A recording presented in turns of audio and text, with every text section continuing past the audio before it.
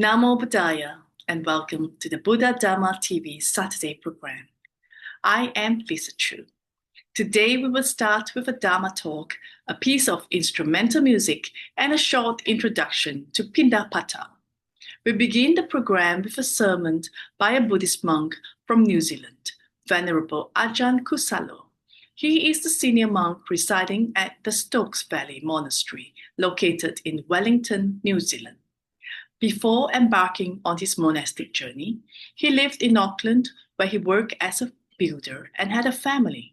However, inspired by the teachings of the Buddha and a deep inner calling, he made a life-changing decision to renounce his worldly life and become a Buddhist monk. Today, Ajahn Kusalo shares his insights and experiences on living the monastic life. He speaks about the practice of meditation, the discipline of renunciation, and the wisdom found in Buddhism. Through his teachings and personal experience, he offers guidance to those who seek peace, clarity, and a deeper understanding of the Dharma. So very nice to be with you all. This is my first visit here. I've visited the other Nalanda, which is south of KL, I guess. Yeah, been there at least a couple of times, maybe 3. It's very nice to just that places like this exist, places of worship, places of practice, opportunities to seek truth. And obviously it's Buddhist, and I personally think that's best. But of course, there are other paths that people follow.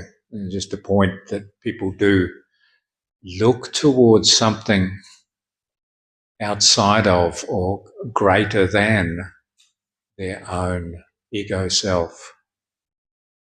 So often people, we do a lot of bowing. I don't know about here, but certainly in our monasteries, we do a lot of bowing. And one of the ways I talk about that is just like as an act of humility. Anyway, I was upstairs earlier and could hear your chanting coming up, and I was thinking, well, I should, well, not should, but participation, taking part. So I kind of missed that bit. I wasn't here. And places like this, as I say, we come together looking at something outside of ourselves. Like when we bow, you just think of the mechanics of that. We take our head, which if you were to point to anything in terms of your identity, like your passport, has a picture of your head. It doesn't have a picture of your foot. So when you come to immigration, they don't look at your feet. It's your head. That's basically what identifies with you as you. We take that. I mean, most of the sense organs, the brain, so much that can be considered me.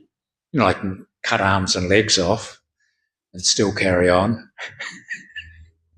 Sure, the rest of the image speaks for itself. So we take our head, ourself, and we put that down in relation to something. So the green camera thingy here on the stand, when my head goes down, relative to my head, that goes up. I raise that up higher than. So I'll often, people say, oh, I'm not very interested in religion. So, well, what do you bow to? Oh, I don't bow to anybody, anything. Are you supreme in the universe? So just exploring what do we look to? Are we so arrogant and egotistical and so important, self-important, that we can't bow? So to think, I mean, usually we bow to the shrine, often bowing to Sangha members and so forth, bowing to one's parents.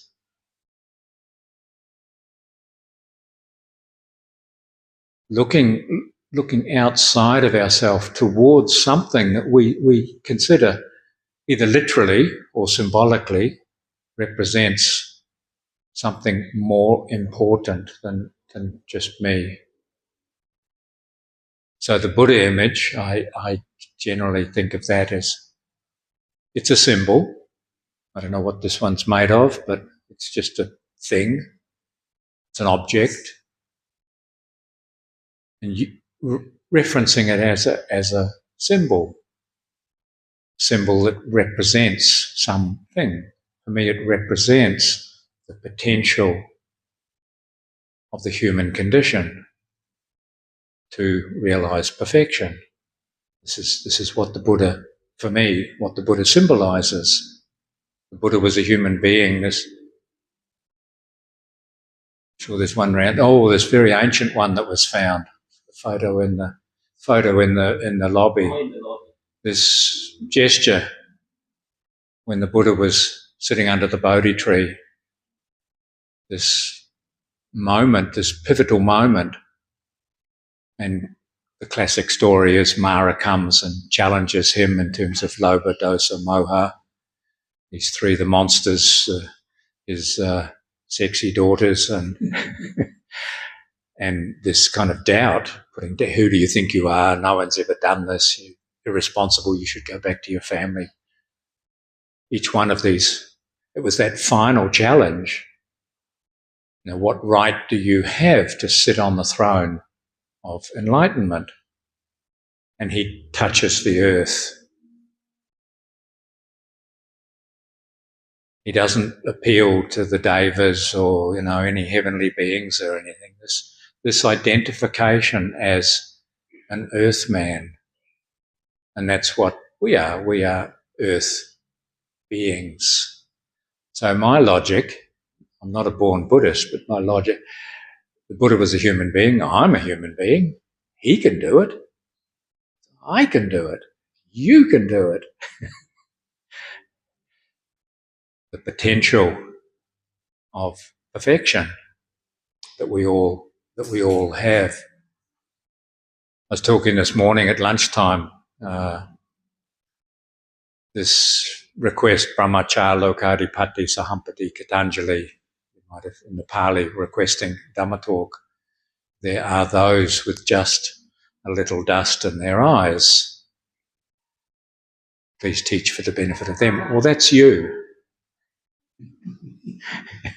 You have some dust in your eyes, but you're not completely blind. You wouldn't be here otherwise. You have enough kind of clarity of mind. You've considered your life sufficiently and in different ways and made choices. And in this particular instance, your choices have brought you here. So this is the first factor on the Eightfold Path, samadhi, clear view, right view, clear understanding.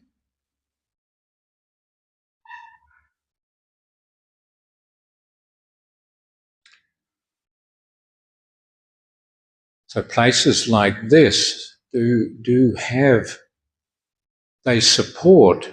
I mean, so you have a certain amount of wisdom, a certain amount of understanding. You have cultivated the paramita to some degree, giving that value. Coming together like this as a community, as a group, having a place like this offers a tremendous support.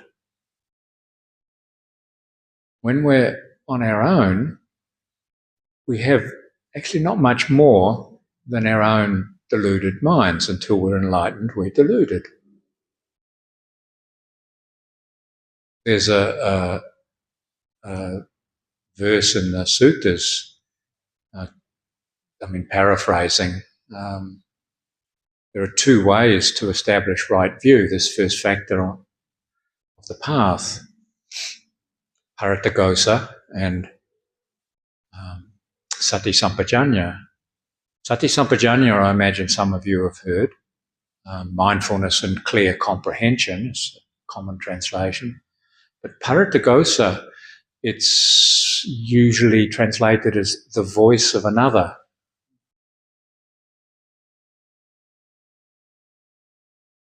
So there are different ways. Classically, or some scholars would say the voice of another needs to be an Arya Sangha, Sotapanna or higher.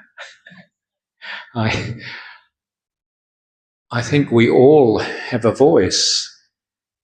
And when we listen to the voice of another, whether it be our mother or our grandmother or father or our neighbour or our Kalyanamitta, to have people that we connect with, that we trust, and give permission to speak to us. So we've not long finished the Vasa, this kind of 3-month monsoon season that we observe annually. The tradition at the end of that, because the Sangha's been living together for 3 months, the opportunities for difficulties to arise and so forth. So we have this ceremony called Pavarana, making invitation is one. So to invite one's friends, it can be, again, classical definitions and actual functional, pragmatic applications. So in the monastery, I always emphasise, okay, so today's Pavarana day, but it's not just one day. Let's make this for the whole year. And I say to you, if there's anything that you have seen or will see, so not just today or the past, but as a standing invitation, if there's anything you've seen, heard or suspected that causes you confusion or difficulty, please, out of compassion, tell me, share that with me. The voice of another. And what I can learn, because we can see things about other people often much more clearly. For me, I just think what I do is normal. It's like my accent. I don't have an accent. I just speak normally. You all speak funny. I have to.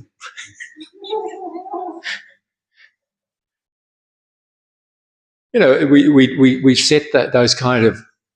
We just think what we do and what the views and opinions that we have, the way that we relate to the world, it's just normal. That's what my family used to do as a kid. And if we have friends, associates, Kalyanamitta that we can invite to offer reflection. So it needs to be diplomatic and considered and so forth. But a place like this creates an environment that can seed that, where those kinds of relationships can develop. As I was saying, I was listening to the chanting. Chanting together, chanting in Pali, chanting in English,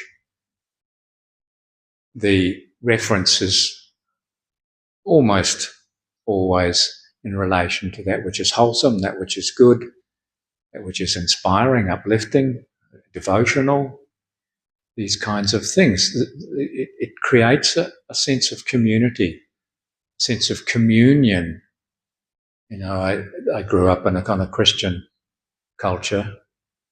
So this idea of communion, holy communion, it's not about drinking wine or Eating the body of Christ. Funny image. It's about coming together around a relatively agreed. I mean, there are differences, certainly, because we are all unique. No two the same here. If we all tried to define sankhara or nibbana or something, we write down a bunch of lots of different ideas. We'd recognise similarities. So in that respect, we are somewhat alone. We walk our own unique path, and we need to actually develop that. There are general references and indications, and we need to draw which of the hindrances is most relevant to you. Even lobadosa moha, are you a kind of greedy, lustful type, or are you an angry, averse, negative type, or are you just confused, or bits of both, mixture? Mostly we're a mixture in different proportions. So we need to explore that individually, but this sense of communion that can develop, the support that we can offer each other through discussion, just spending time with people who are, wouldn't necessarily say good, but certainly striving towards good. That's the focal point. I bow to that which is wise, that which is pure, that which is kind, that which is generous. Most people, if you kind of ask them, they would agree that's kind of a good idea. But you ask them what they're doing about that. They say, oh, well, I go out and I earn money and it feeds the family. Or something. But to actually undertake a path like Buddhism requires a bit more, kind of extracurricular. I mean, for me, I have the blessing of these years to being able to live as a monk and be supported by people like you. Essentially able to give the majority of my time to exploring, developing, cultivating a path with others who have similarly committed. It's kind of, for me, it's the optimum environment, but it's not certainly something that everybody wants to do or is even able to do. So we work with what we can. So the sense of community is so important. It supports just sitting with somebody, like meditating together, being in a room with people in silence. There's a relationship that develops. I can remember one of the very first retreats I ever did, 10-day retreat, sitting with people, silence, so there was you just see people coming and going, and just getting a sense of their commitment, their determination, a real sense of closeness, sense of communion with that. And we have that. I generally feel that's essentially what people are looking for. Like that ego reference, with your nose not bowing, kind of nose up in there, arrogant, important. The body language, the opposite, someone with their head bowed, kind of expressions of humility.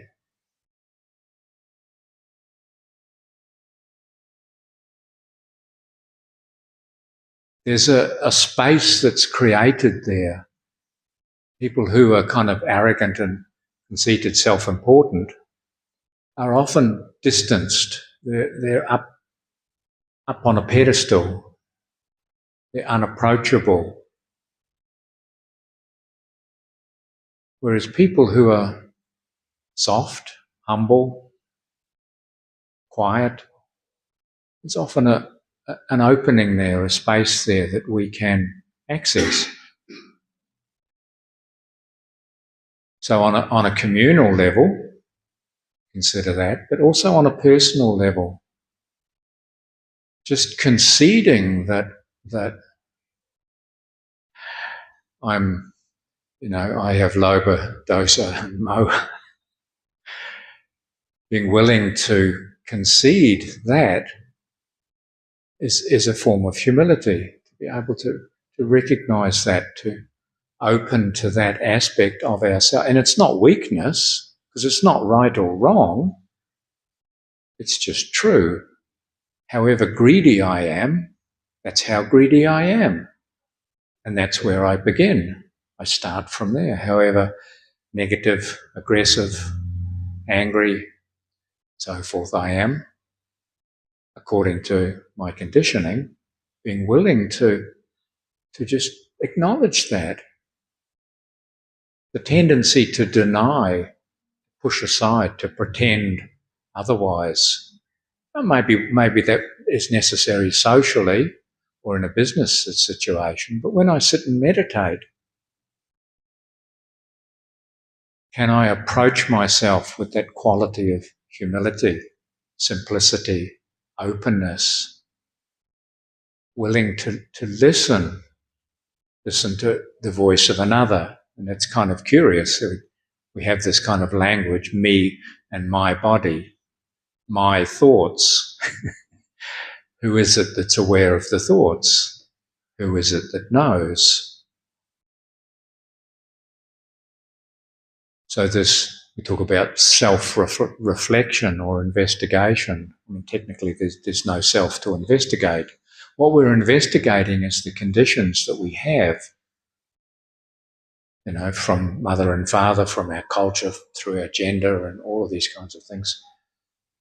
We are able to observe those, in a sense, commune with those, both on a personal, individual level and on a communal level.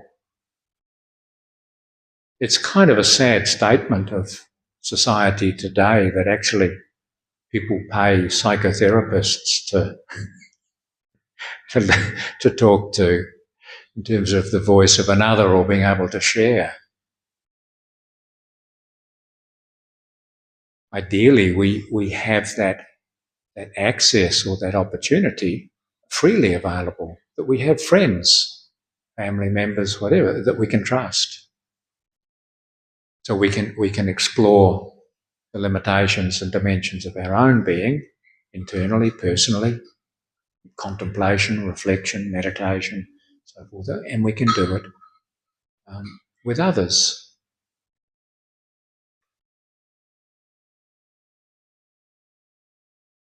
The arrogance and conceit and so forth that we get, the self-view that we get caught up in, it's very alienating. As I say, when you see it in the extreme, often those kind of people that maybe they occupy positions of power, they have people around them, but are they true friends?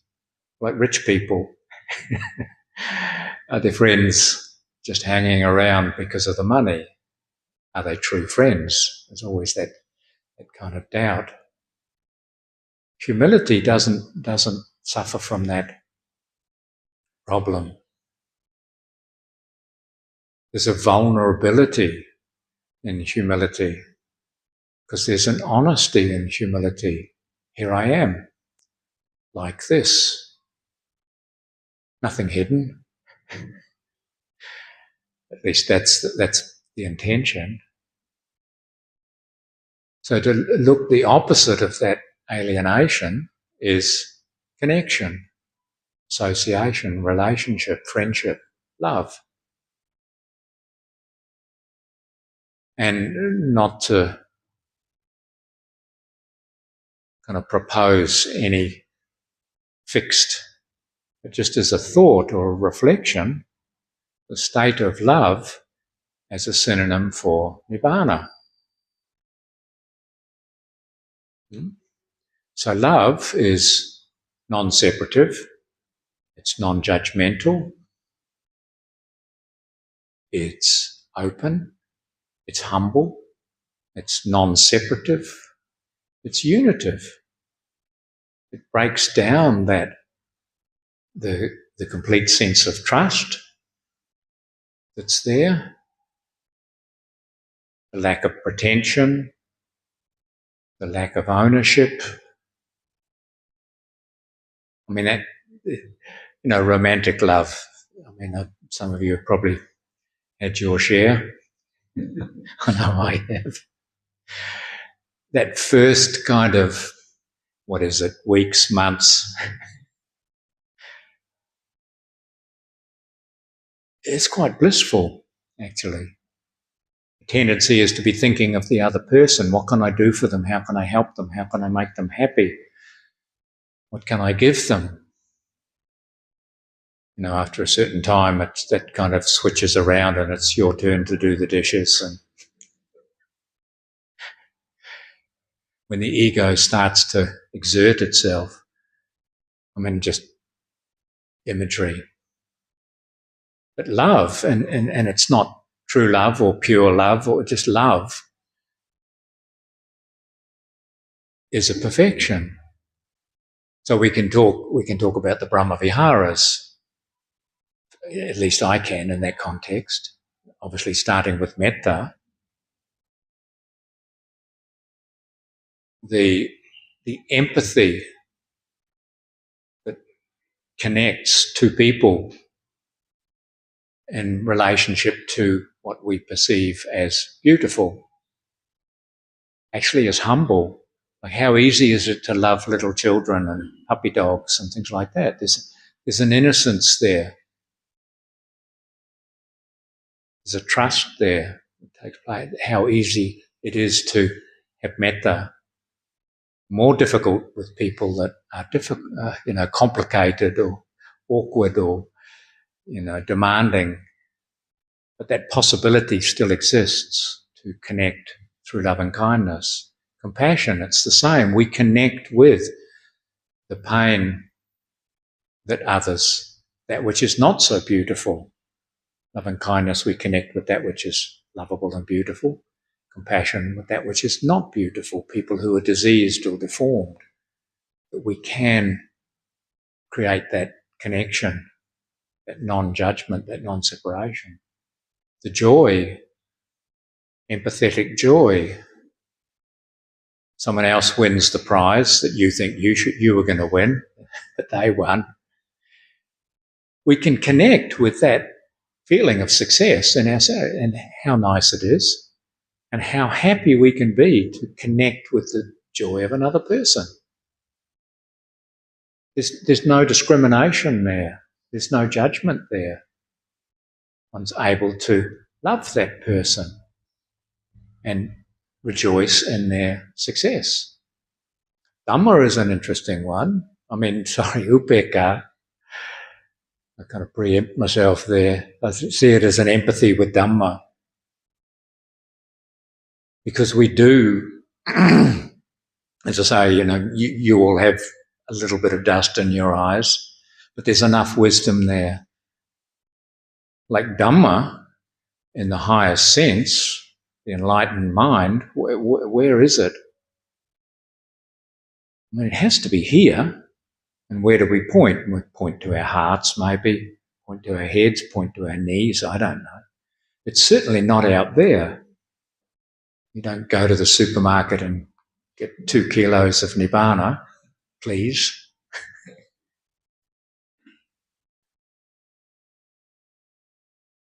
So the the traditional Dhamma, the suttas and Vinaya and so forth, I mean, that's a representation of, it's pointing to something that we actually have.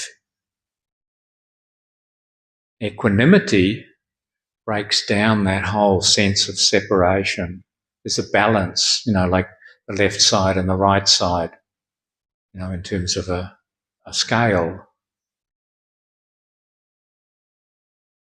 It isn't tilted one way or the other. It's balanced. It's equanimous. It's selfless. And in that state, our capacity to empathise or to understand or to connect with or to commune with Dhamma is, there it is. So those four, I generally consider them as concomitant, that they're in operation. Maybe it's like 4 fingers. Each finger has a different function depending on the situation. I'll use my index finger or my middle finger or so forth. So the Brahma Viharas come, but they're all present.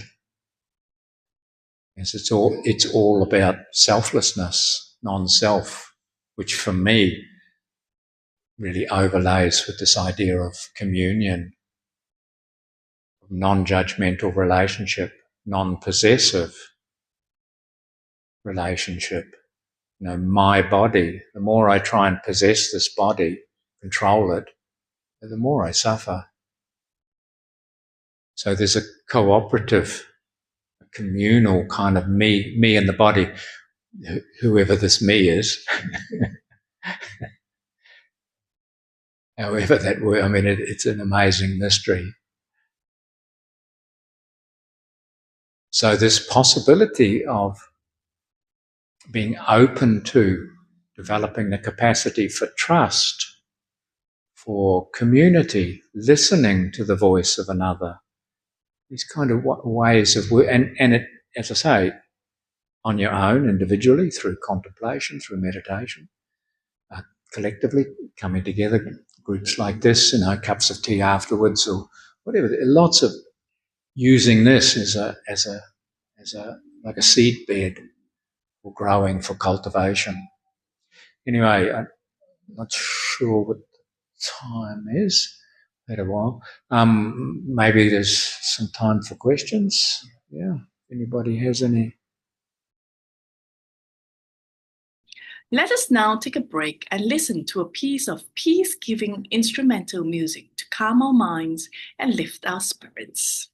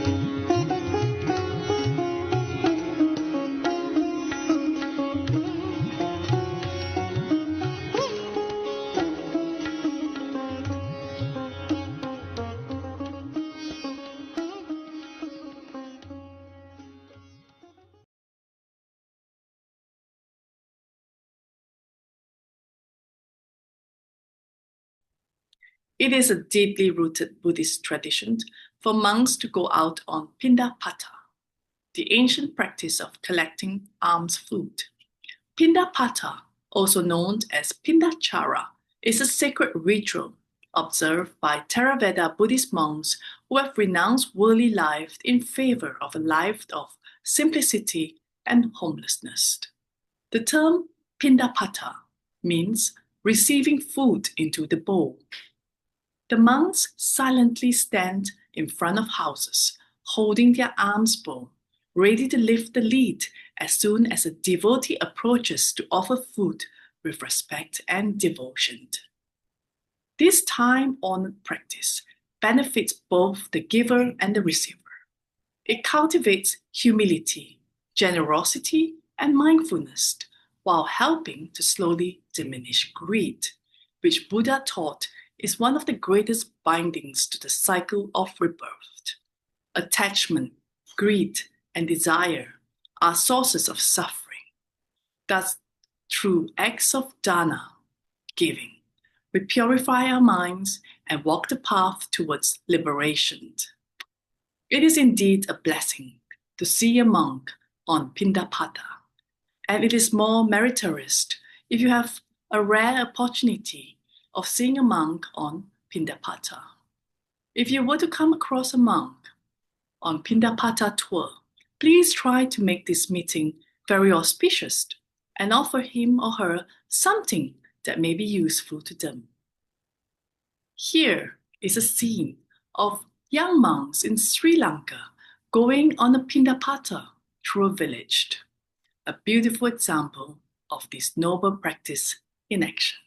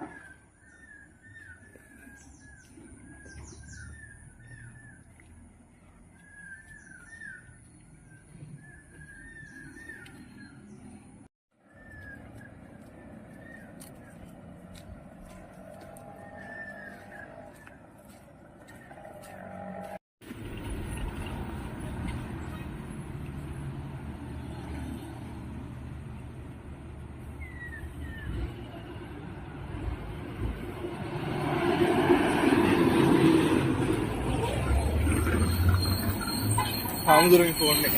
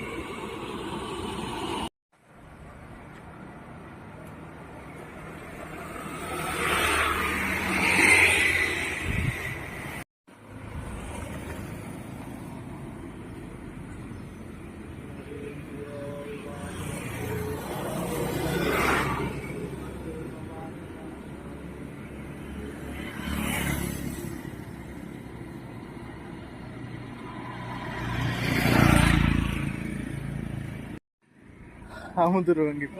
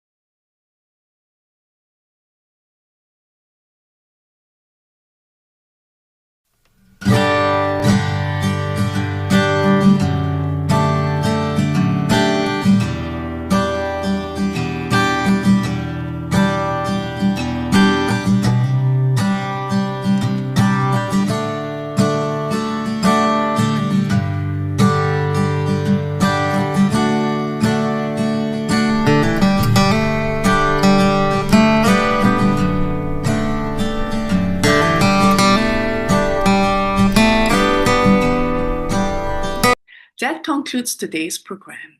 If you have any questions about the contents of our broadcast, please feel free to reach out to us at info@bdtv.com. Our dedicated team remains committed to sharing the profound teachings of the Buddha, helping you walk the path of wisdom and enlightenment. Thank you for joining us. We look forward to seeing you again tomorrow at the same time. Namo